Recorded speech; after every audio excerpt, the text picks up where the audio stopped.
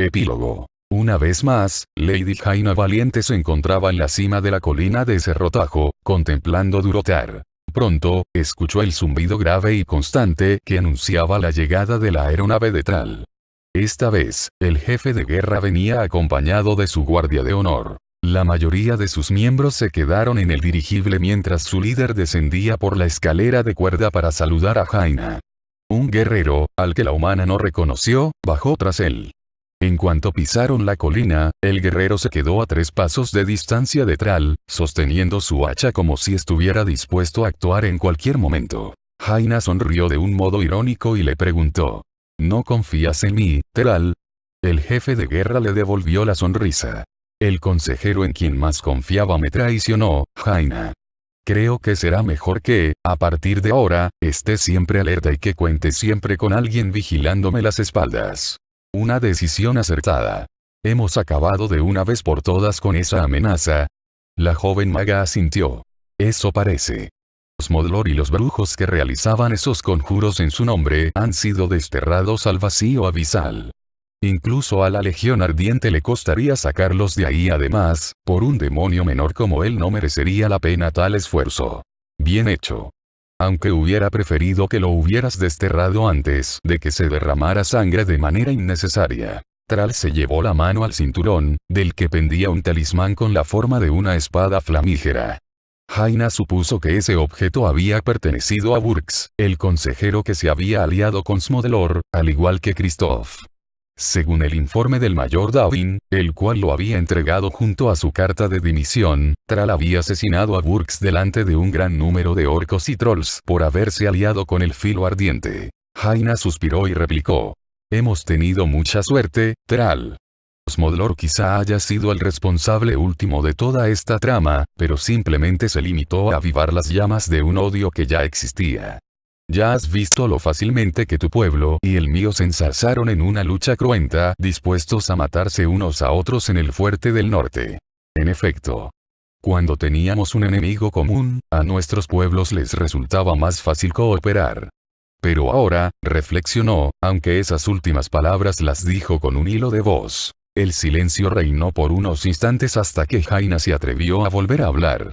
La última vez que nos vimos afirmé que, una vez esta crisis se solucionará, tendríamos que hablar de redactar un tratado. Sí. Si queremos que esta alianza perdure cuando ambos ya no estemos, y más nos vale que perdure si queremos que tanto orcos como humanos sobrevivan, entonces, debemos formalizar por escrito nuestra alianza. Propongo que nos encontremos dentro de una semana en Trinquete. Como es un puerto neutral, allí podremos desarrollar los puntos concretos del texto. De acuerdo. Kaltar vendrá conmigo pues es el más sabio de todos nosotros. Jaina no pudo resistirse a hacerle esta pregunta. ¿Acaso es más sabio que el jefe de guerra? Tral se echó a reír. Sí, es mucho, pero que mucho más sabio, por supuesto. Bueno, trato hecho, Jaina. Excelente. Adiós, Tral.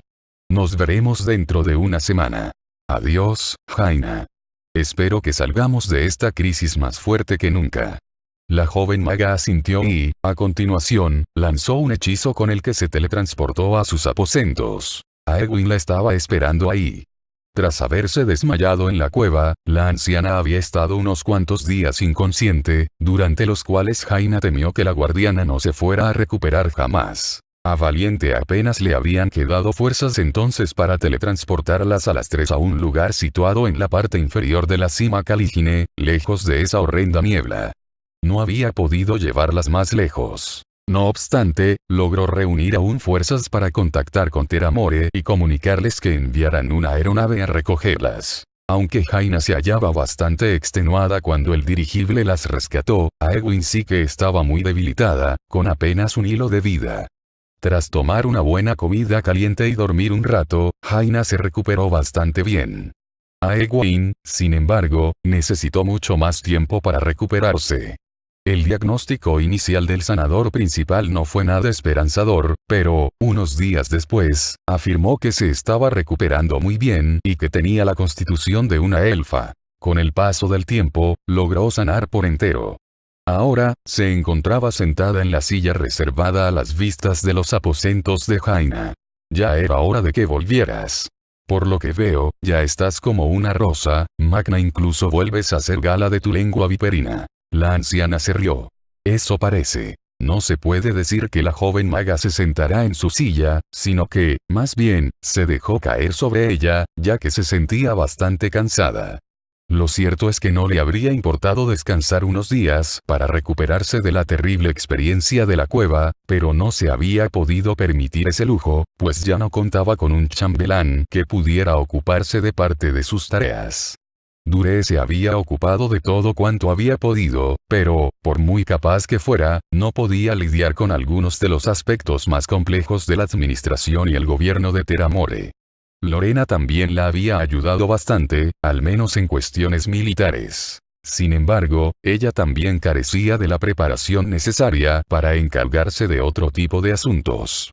Por todo esto, Jaina no había podido centrarse en descansar, para enfado de su sanador, así que era normal que ahora se encontrara tan fatigada. Observó a Egwene, quien le devolvió la mirada con sus profundos ojos verdes.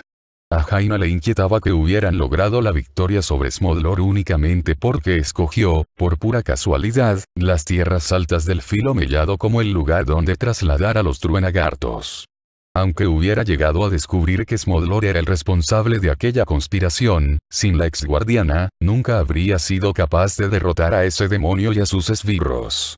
Quiero darte las gracias, maga Egwene. Sin ti, habríamos sido derrotados. La anciana se limitó a inclinar levemente la cabeza a modo de respuesta. Supongo que querrás regresar a Filo Mellado. En realidad, contestó a Egwene con una leve sonrisa, no. Jaina parpadeó sorprendida. Ah, no.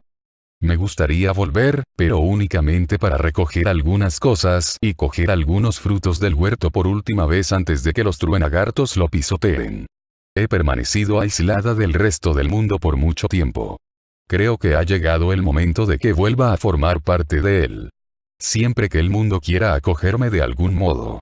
Seguro que sí, afirmó Jaina, que se reacomodó en su silla. Esperaba que Egwene se sintiera así, pero ni en sus sueños más delirantes se le habría ocurrido pensar que sus esperanzas se fueran a hacer realidad. Quería comentarte que el puesto de chambelán ha quedado vacante. Es un cargo que requiere sabiduría y conocimiento, así como una voluntad férrea para ponerme en mi sitio y para reprenderme cuando sea necesario. Yo diría que eres la persona perfecta en todos los sentidos para ese puesto, sobre todo, para regañarme. Egwene respondió a la propuesta entre carcajadas. No sé si cumplo del todo esos requisitos. Aún así, supongo que, a lo largo de 1000 años, he obtenido ciertos conocimientos valiosos y me he vuelto más sabia. En ese instante, se puso en pie y Jaina hizo lo mismo. Acto seguido, le ofreció la mano, acepto. Lady Valiente le estrechó la mano y dijo. Excelente. Una vez más, gracias, a Egwene. No te arrepentirás. Yo no, pero tú quizás sí. La anciana le soltó la mano y volvió a sentarse. Bueno, te voy a dar mi primer consejo ahora que ya soy tu nuevo chambelán. Kristoff tenía razón en una cosa, Smodlor era un demonio menor que no tenía el cerebro para tramar algo así. Jaina frunció el ceño. Creía que habías dicho que él fundó el Filo Ardiente. Sí, pero en su origen esa secta solo era un medio para hacerse con algunas almas. Un plan tan complejo era algo que excedía sus capacidades. Tú misma me comentaste que Smodlor no era el único demonio que se había quedado en este mundo después de la expulsión de la Legión Ardiente. Pese a que Jaina conocía la respuesta a esa pregunta, tenía la necesidad de escucharla de labios de la guardiana. ¿Qué estás insinuando, Egwene? Estoy insinuando que, con casi toda seguridad, volveremos a oír hablar del Filo Ardiente, Jaina.